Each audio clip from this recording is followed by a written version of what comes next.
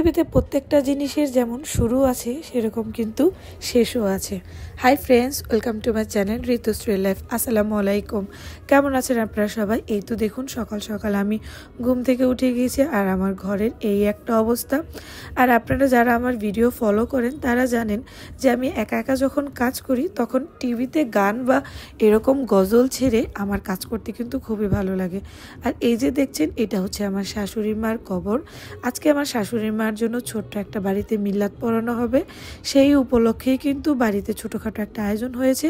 আর যেহেতু বাবুর্চি রান্না করবে ওইরকম কোনো ঝামেলা ছিল না, তারপরও টুকটাক তো ঘরে যেহেতু আমরা বউ, ছেলের বউ, আমাদের তো একটু ঝামেলা পোহাতেই হয়।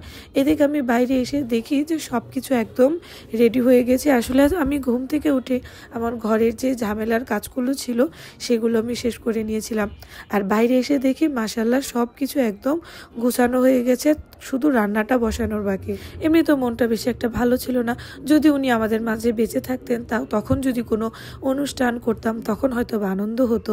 এখন যেহেতু উনি আমাদের মাঝে নেই, এখন তাই মনটা একটু খারাপই লাগছে, কারণ এটাই দুনিয়ার বাস্তবতা। একজন এক সময় আসবে, আরেকজন আরেক সময় চলে যাবে। তারপরও কি অনেক সময় অনেক কিছু মনে হয় যে এই সংসারে যখন আসলাম তখন তো সংসারটা ভরা দেখলাম, এখন এক এক করে অনেকেই দুনিয়া ছেড়ে চলে যাচ্ছে। একটা সময় আমিও চলে যাব, আমিও আজকে কারো বাড়ির বউ, তো কালকে আমি কারো শাশুড়ি হব। এই দুনিয়া ছেড়ে আমাকেও চলে যেতে হবে, কারণ এটাই বাস্তবতা, এটাই আমাদের মেনে নিতে হবে। মৃত্যু সবাইকেই গ্রহণ করতে হবে, মৃত্যুর স্বাদ সবারই গ্রহণ করতে হবে। আর আমি ঘরে এসে সবার আগে আমার বিছানাটা আমি একদম গুছিয়ে নিয়েছিলাম, কারণ যেহেতু মেহমান আসবে ঘরটাকে একটু পরিপাটি করতে হবে, তাই তো আমি সবার আগে ঘরটাই আগে গুছিয়ে নিচ্ছিলাম। আর আমি এমন একজন মানুষ, আমার ঘর যদি অগোছালো থাকে তাহলে আমার কোনো কাজই একদম মন বসে না। এই যে দেখুন আমি আমার ঘরটা সুন্দর করে গুছিয়ে নিয়েছি। আমি মনে করি যতই আমার সংসারের কাজ অন্য কেউ করুক না কেন, আমার নিজেকে তো করতেই হবে, নয়তো কেন জানি কাজটা অসম্পূর্ণ লাগে। তাই তো আমরা 3-4 যা মিলে বসে পড়েছিলাম শশা কাটার জন্য। যদিও বাবা বারবার বলছিল তোমাদের এগুলো করার প্রয়োজন নাই, আমি বললাম কেন, আমরাও একটু করি, তাহলে হয়তো বা তাড়াতাড়ি হবে কাজটা। আর আমরা এই বাড়ির বউ, আমরা কাজ না করলে কি হয় বলুন? সংসারটা যেহেতু আমাদের, তাহলে আমাদের মিলেমিশেই তো কাজগুলো করতে হবে। আর এই যে আমার মহাশয়, সে তো খুব ব্যস্ত, সকাল থেকে বাবুর্চিদের সাথে এটা সেটা আনা নেওয়া, সে কাজকর্ম করায়। আর এই তো দেখুন বাবুর্চি কিন্তু রান্না অর্ধেক বসিয়ে দিয়েছিল, আর মাঝখানে তো একদম মেহমান এসে ভরে গিয়েছিল, তাই আমি ওইভাবে ভিডিও নিতে পারি নাই। আমি বাচ্চাদেরকে দিয়ে একটু ভিডিও নিচ্ছিলাম, কারণ আমি ওদেরকে বলছিলাম যে যাও আমার জন্য একটু ভিডিও করে নিয়ে আসো। এদিকে কিন্তু রান্নাটাও শেষ, রান্নাও নামিয়ে ফেলেছিল, একটু পরে মিলাদ শুরু হয়ে যাবে। আর এই তো দেখুন মিলাদের মানুষজন চলে এসেছে, এখন শুরু হবে হুড়দম খাওয়া দাওয়া।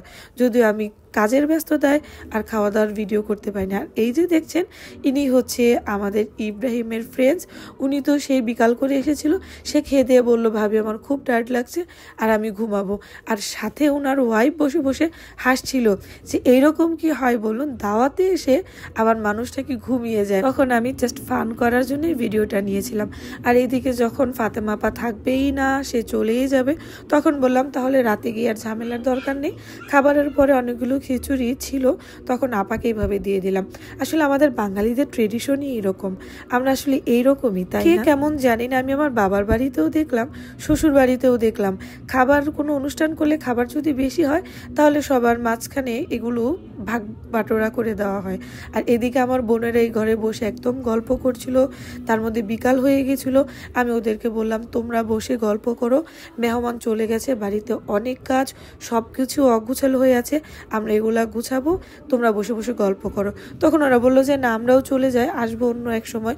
তখন ওরাও চলে গেল, আমি বাকি ঘরটোর আবার গুছিয়ে নিচ্ছিলাম, কারণ মেহমান যাওয়ার পর ঘরের যাচ্ছে তা অবস্থা হয়েছিল। আর সারাদিন কাজকর্ম করার পর আমার এই একটা অবস্থা হয়েছিল, আমি একদমই হাঁটতে চলতে পারছিলাম না, এত টায়ার্ড লাগছিল। আর নরিন আমাকে একটু প্যাম্পারিং করছিল আর কি বলা চলে। যাই হোক, এই ভিডিওটা এই পর্যন্তই। আশা করছি আমার এই ভিডিওটা আপনাদের ভালো লেগেছে। চেষ্টা করলাম আপনাদেরকে একটু বিনোদন দেওয়ার জন্য, আর আমি কি করলাম সেটা জানার জন্য। সবাই ভালো থাকবেন, সুস্থ থাকবেন, আল্লাহ হাফেজ।